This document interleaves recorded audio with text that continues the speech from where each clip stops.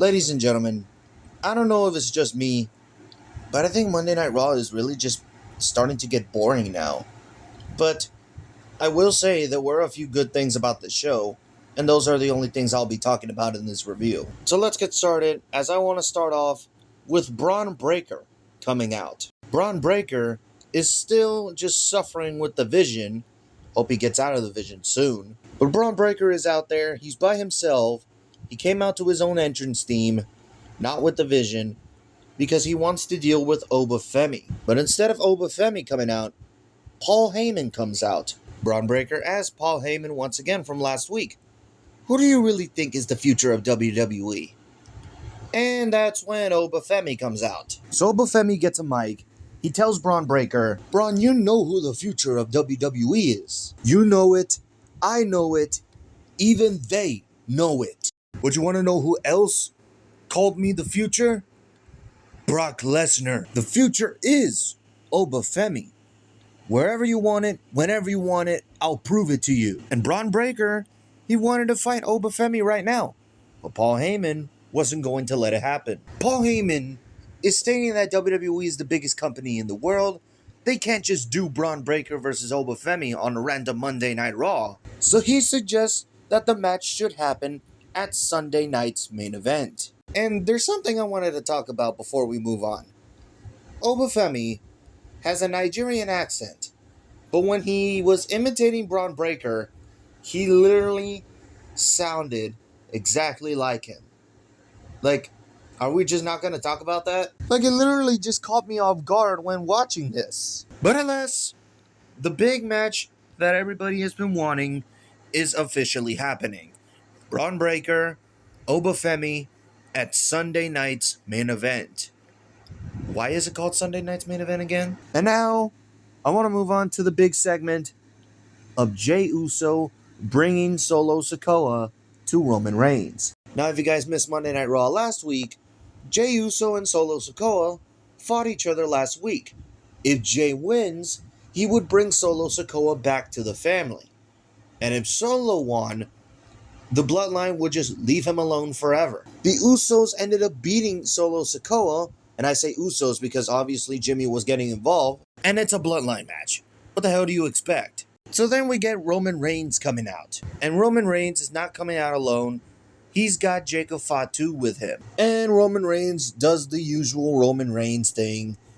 Buffalo, New York, because that's where they were. Acknowledge me. Let's get into business. Let's get Solo out here. So then we get the Usos music.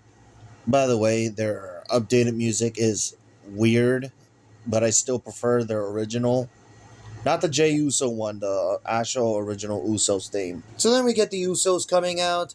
They are celebrating that they are getting Solo Sikoa back. And there you see Solo Sikoa trying to keep a straight face, because I'm pretty sure he was trying not to laugh. So Roman says, I'm a fortunate man. I have everything anybody would want to have. But there are people who are saying that I'm bad, that I dig up old grudges from a few years ago. But just as I'm remembering, Solo, I beat you on the first Raw on Netflix. You probably have forgotten. So then Roman Reigns ends up showing a video to Solo Sikoa about the tribal combat match that they had last year.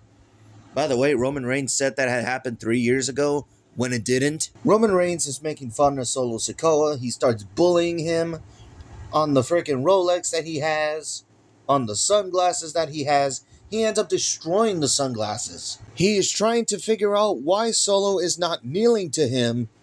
And then we get Jacob Fatu attacking Solo Sikoa. Roman Reigns tells Jacob Fatu that's enough. So then he goes to the corner and he gets black Ufalas. They look really cool, by the way. And there's two of them. One for Jimmy and one for Jey. Roman recognizes both Usos as captains. By the way, Roman Reigns told Jacob Fatu to stay in the corner and just stay there. Don't do anything.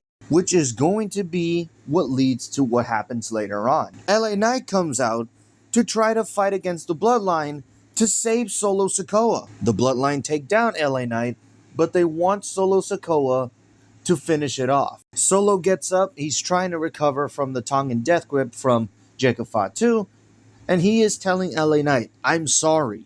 I'm sorry. Roman in the background, he is saying, no, you're not sorry. Do what you gotta do. As the Usos are holding up LA Knight, Solo was going to spike LA Knight, but he actually spikes Roman instead. And that leads to LA Knight and Solo Sikoa taking out the bloodline. But the thing that I noticed is that Jacob Fatu is still in the corner, not doing anything. Because remember, Roman told him, stay in the corner, don't do anything. And that's exactly what Jacob Fatu did. He stood in the corner and didn't do anything. Roman is probably going to question Jacob Fatu and ask him, why didn't you help me out? They were attacking me. Where were you? Jacob Fatu is going to obviously answer him, you told me not to do anything. You told me to go into the corner and not do anything. This just makes Roman Reigns look like a dumbass. The first few minutes of this segment were quite boring to me, but it was building up to the big moment. And with Solo Sikoa swerving Roman Reigns and not joining the bloodline, actually got me. Now, I did say with some friends when I was playing Fortnite, this is going to be a big swerve. And that's exactly what happened. It was a big swerve. Solo wasn't going to join the bloodline. Like, how are they gonna have Solo turn heel?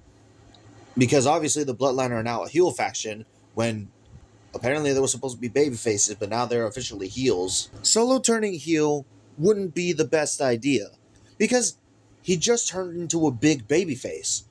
Everybody loves Solo. And maybe with this segment right here is what made Solo Sikoa into a star. He wasn't going to be in Roman Reigns' shadow. Solo is doing fine on his own.